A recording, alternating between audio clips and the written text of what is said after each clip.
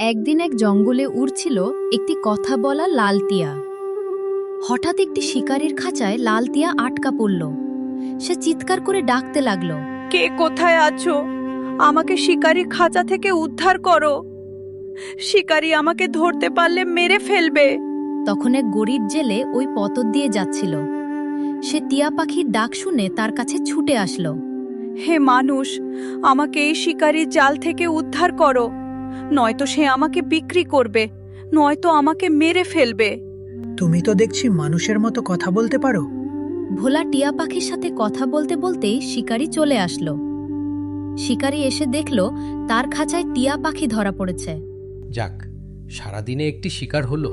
ভাই, আমার পাখিটা খুব পছন্দ হয়েছে, পাখিটা আমাকে দাও। তোমার কি মাথা খারাপ? আমি সারাদিনে একটি পাখি শিকার করেছি। আমি সারাদিনের রোজগার কিভাবে তোমাকে দেব? আচ্ছা, আমার কাছে সারাদিনের রোজগারের কিছু টাকা আছে, তুমি টাকাগুলো নিয়ে আমাকে পাখিটাকে দাও। ভোলা টাকার বিনিময়ে শিকারীর কাছ থেকে পাখিটাকে কিনে নিল। আজ থেকে আমি তোমার বন্ধু।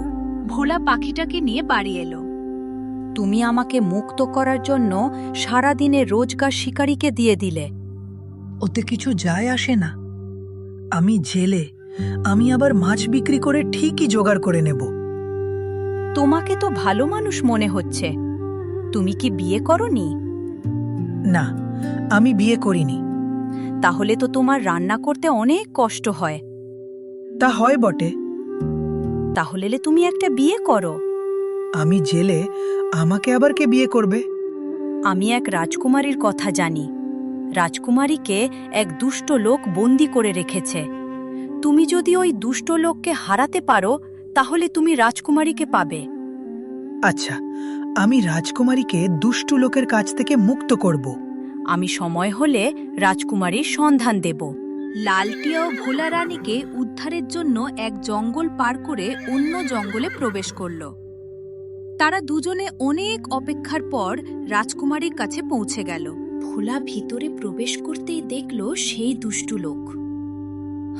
ভোলা অমনি দুষ্ট লোকের উপর আক্রমণ করল।